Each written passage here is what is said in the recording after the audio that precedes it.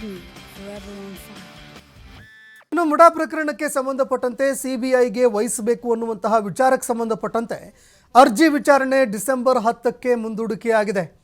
ಈ ಅರ್ಜಿಯ ವಿಚಾರಣೆ ಇದೀಗ ಡಿಸೆಂಬರ್ 10ಕ್ಕೆ ಮುಂದೂಡಿಕೆಯಾಗಿದೆ. ಡಿಸೆಂಬರ್ 10ರಂದು ಅರ್ಜಿಯ ವಿಚಾರಣೆ ನಡೆಯುತ್ತೆ. ಅರ್ಜಿ ವಿಚಾರಣೆಯನ್ನು ಹೈಕೋರ್ಟ್ ಮುಂದೂಡಿಕೆ ಮಾಡಿದೆ. ಇನ್ನು ಅರ್ಜಿಯನ್ನು ಕೈಗೆತ್ತಿಕೊಂಡಂತಹ ಹೈಕೋರ್ಟ್ ವಿಚಾರಣೆ ಮುಂದೂಡಿಕೆ ಮಾಡಿದೆ. ನ್ಯಾಯಮೂರ್ತಿ ನಾಗಪ್ರಸನ್ನ ಅವರ ಪೀಠದಿಂದ ಅರ್ಜಿ ಮುಂದೂಡಿಕೆ ಮಾಡಲಾಗಿದೆ. ಇವತ್ತು ತನಿಖಾ ವರದಿಯನ್ನು ಕೂಡ ಕೋರ್ಟ್ಗೆ ಲೋಕಾಯುಕ್ತ ಸಲ್ಲಿಕೆ ಮಾಡಲಿಲ್ಲ. ಅಂದರೆ ಇವತ್ತೇ ಈ ಅರ್ಜಿಯ ವಿಚಾರಣೆಯನ್ನು ಕೈಗೆತ್ತಿಕೊಂಡು ಲೋಕಾಯುಕ್ತ ಅಧಿಕಾರಿಗಳು ಕೂಡ ಇವತ್ತೇ ತನಿಖಾ ವರದಿಯನ್ನು ಕೂಡ ಸಲ್ಲಿಕೆ ಮಾಡಬೇಕಾಗಿತ್ತು. ಆದರೆ ತನಿಖಾ ವರದಿಯನ್ನು ಇವತ್ತು ಕೋರ್ಟ್ಗೆ ಸಲ್ಲಿಕೆ ಮಾಡಲಿಲ್ಲ. ಮತ್ತೊಂದೆಡೆ ಕೋರ್ಟ್ ಈ ಪ್ರಕರಣದ ತನಿಖೆ ವಿಚಾರಣೆ ಏನಿತ್ತು ಈ ವಿಚಾರಣೆಯನ್ನು ಮತ್ತೆ ಮುಂದೂಡಿಕೆ ಮಾಡಿದೆ. ತನಿಖಾ ವರದಿ ಸಲ್ಲಿಸೋದಕ್ಕೆ ಅಂತ ಕೋರ್ಟ್ ಸೂಚನೆ ಕೊಟ್ಟಿತ್ತು. ಆದರೆ ಇವತ್ತು ತನಿಖಾ ವರದಿ ಸಲ್ಲಿಕೆ ಆಗಲಿಲ್ಲ. ಹೀಗಾಗಿ ಕೋರ್ಟ್ ಪ್ರಕರಣದ ಒಂದು ವಿಚಾರಣೆಯನ್ನು ಮುಂದೂಡಿಕೆ ಮಾಡಿದೆ. ಇನ್ನು ಲೋಕಾಯುಕ್ತ ಯಾವಾಗ ಈ ಒಂದು ತನಿಖಾ ವರದಿಯನ್ನು ಸಲ್ಲಿಕೆ ಮಾಡುತ್ತೆ ಅನ್ನುವಂಥದ್ದನ್ನು ಕೂಡ ಕಾದು ನೋಡಬೇಕಾಗತ್ತೆ. ಡಿಸೆಂಬರ್ 24ರ ಒಳಗಾಗಿ ಸಿಎಂ ಸಿದ್ದರಾಮಯ್ಯ ಅವರ ವಿರುದ್ಧ ಕೇಳಿಬಂದಿದ್ದಂತಹ ಆರೋಪಗಳಿಗೆ ಸಂಬಂಧಪಟ್ಟಂತೆ ತನಿಖೆ ಮಾಡಬೇಕು.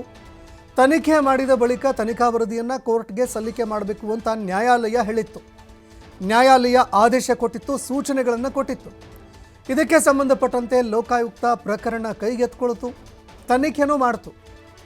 ಸಿಎಂ ಸಿದ್ದರಾಮಯ್ಯ ಅವರ ಪತ್ನಿ ಅದೇ ರೀತಿ ದೇವರಾಜು ಅವರನ್ನು ಕೂಡ ಈ ಪ್ರಕರಣಕ್ಕೆ ಸಂಬಂಧಪಟ್ಟಂತೆ ವಿಚಾರಣೆಗೆ ಒಳಪಡಿಸಲಾಯಿತು.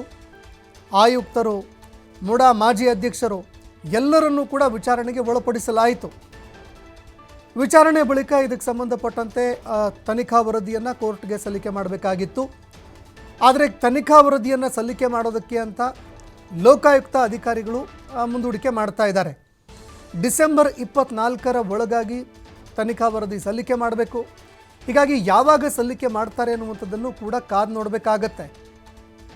ಈ ನಡುವೆ ಹೈಕೋರ್ಟ್ ಪ್ರಕರಣಕ್ಕೆ ಸಂಬಂಧಪಟ್ಟಂತೆ ವಿಚಾರಣೆ ಮುಂದೂಡಿಕೆ ಮಾಡಿದೆ. ಹೀಗಾಗಿ ಸಿಎಂ ಸಿದ್ದರಾಮಯ್ಯ ಅವರು ಕೊಂಚ ನಿರಾಳರಾಗಿದ್ದಾರೆ, ರಿಲೀಫ್ ಆಗಿದ್ದಾರೆ. ಅದೇ ರೀತಿ ಪ್ರಕರಣಕ್ಕೆ ಸಂಬಂಧಪಟ್ಟಂತೆ ಆಲೋಚನೆ ಮಾಡೋದಕ್ಕೆ, ಅದೇ ರೀತಿ ನ್ಯಾಯಾಂಗ ಹೋರಾಟ ಮಾಡೋದಕ್ಕೆ ಸಿಎಂ ಸಿದ್ದರಾಮಯ್ಯ ಅವರಿಗೆ ಕೊಂಚ ಕಾಲಾವಕಾಶ ಕೂಡ ಸಿಕ್ಕಂತಾಗಿದೆ.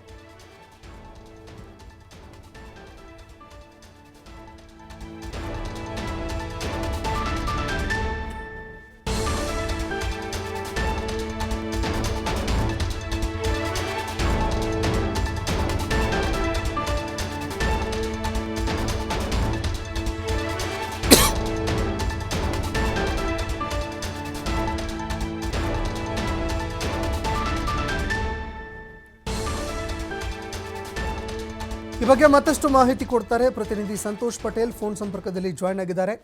ಸಂತೋಷ್ ಪಟೇಲ್, ಸಿಎಂ ಸಿದ್ದರಾಮಯ್ಯ ಅವರ ವಿರುದ್ಧ ಮುಡಾ ಪ್ರಕರಣಕ್ಕೆ ಸಂಬಂಧಪಟ್ಟಂತೆ ವಿಚಾರಣೆ ಮುಂದೂಡಿಕೆಯಾಗಿದೆ. ಇನ್ನು ಮತ್ತೊಂದೆಡೆ ಇದೇ 26ನೇ ತಾರೀಕಿನಂದು ಅಂದರೆ ಇವತ್ತು ತನಿಖಾ ವರದಿ ಸಲ್ಲಿಕೆ ಮಾಡಬೇಕಾಗಿತ್ತು. ಆದರೆ ಅದನ್ನು ಕೂಡ ಲೋಕಾಯುಕ್ತ ಮುಂದೂಡಿಕೆ ಮಾಡ್ತಾ ಇದೆ. ಹೀಗಾಗಿ ಪ್ರಕರಣಕ್ಕೆ ಸಂಬಂಧಪಟ್ಟಂತೆ ಏನೆಲ್ಲ ಅಪ್ಡೇಟ್ಸ್ ಇದೆ ಅಂತ?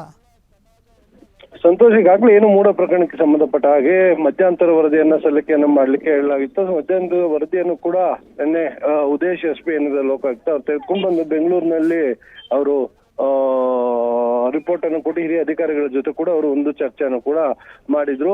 ಸೊ ಅದ್ರ ಜೊತೆಗೆ ಇವತ್ತು ಸಿದ್ದರಾಮಯ್ಯ ಅವರ ಕೇಸ್ ಏನಿತ್ತು ಇದನ್ನ ಸಿಬಿಐಗೆ ಕೊಡಬೇಕು, ಪಾರದರ್ಶಕವಾಗಿ ತನಿಖೆ ಆಗ್ಬೇಕು ಅಂತ ಹೇಳಿದ್ರೆ ಸಿಬಿಐಗೆ ಕೊಡಬೇಕು ಅಂತೇಳಿ ಸ್ನೇಹಮಯ ಕೃಷ್ಣ ಅವರು ಅರ್ಜಿಯನ್ನ ಹಾಕೊಂಡಿದ್ರು. ಯಾಕಂತ ಹೇಳಿದ್ರೆ ಲೋಕಾಯುಕ್ತ ಸರ್ಕಾರದ ಅಧೀನದಲ್ಲಿರುವಂತಹ ಒಂದು ತನಿಖಾ ಸಂಸ್ಥೆ, ಹೀಗಾಗಿ ಅದು ಪಾರದರ್ಶಕವಾದ ತನಿಖೆಯನ್ನ ಮಾಡ್ಲಿಕ್ಕೆ ಆಗೋದಿಲ್ಲ. ಅಧಿಕಾರದಲ್ಲಿರುವಂತಹ ಸಿಎಂ ಅವರು ಅವ್ರ ಮೇಲೆ ಯಾವುದೇ ಎಲ್ಲಾ ರೀತಿಯಲ್ಲೂ ಪ್ರಭಾವವನ್ನ ಬೀರ್ಬೋದು. ಹೀಗಾಗಿ ಪಾರದರ್ಶಕವಾದ ತನಿಖೆ ಆಗೋದಿಲ್ಲ, ಇದನ್ನ ಸಿಬಿಐಗೆ ಕೊಡಬೇಕು ಅಂತ ಹೇಳಿ ಮನೆಯನ್ನು ಮಾಡಿ ಅರ್ಜಿಯನ್ನು ಹಾಕೊಂಡಿದ್ರು. ಅರ್ಜಿಯ ವಿಚಾರಣೆ ಇವತ್ತಿತ್ತು.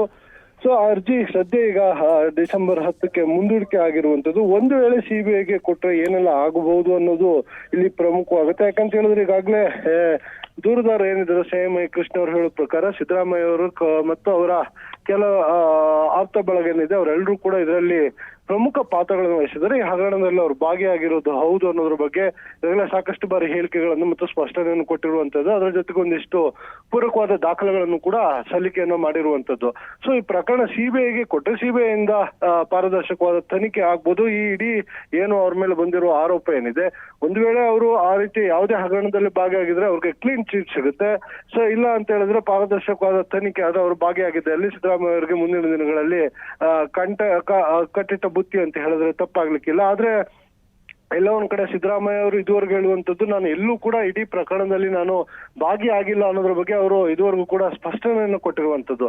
ಆದ್ರೆ ಅವರು ಭಾಗಿ ಆಗಿದ್ದಾರೆ, ಅವರು ಅಧಿಕಾರವನ್ನ ದುರುಪಯೋಗವನ್ನ ಪಡ್ಕೊಂಡಿದ್ದಾರೆ ಅನ್ನೋಕೆ ಹಲವು ಆಯಾಮಗಳಲ್ಲಿ ಮತ್ತು ಹಲವು ರೀತಿಯ ಸಾಕ್ಷ್ಯಾಧಾರಗಳನ್ನು ಈಗಾಗಲೇ ಒದಗಿಸಿದೀನಿ ಅಂತ ದೂರುದಾರರು ಹೇಳ್ತಾ ಇರುವಂತದ್ದು. ಹೀಗಾಗಿ ಇಡೀ ಪ್ರಕರಣದಲ್ಲಿ ಎಲ್ಲೋ ಒಂದ್ ಕಡೆ ಈ ಸಿಬಿಐಗೆ ಪ್ರಕರಣ ಹೋದ್ರೆ ಮುಂದಿನ ದಿನಗಳಲ್ಲಿ ಸಿದ್ದರಾಮಯ್ಯ ಅವರಿಗೆ ಅವರ ಕುಟುಂಬಕ್ಕೆ ಸಂಕಷ್ಟ ಕಟ್ಟಿಟ್ಟ ಬುತ್ತಿ ಅಂತ ಹೇಳಿದ್ರೆ ತಪ್ಪಾಗ್ಲಿಕ್ಕಿಲ್ಲ. ಸಂತೋಷ್, ಧನ್ಯವಾದಗಳು ಸಂತೋಷ್ ಪಟೇಲ್ ನಿಮ್ಮೆಲ್ಲ ಮಾಹಿತಿಗೆ.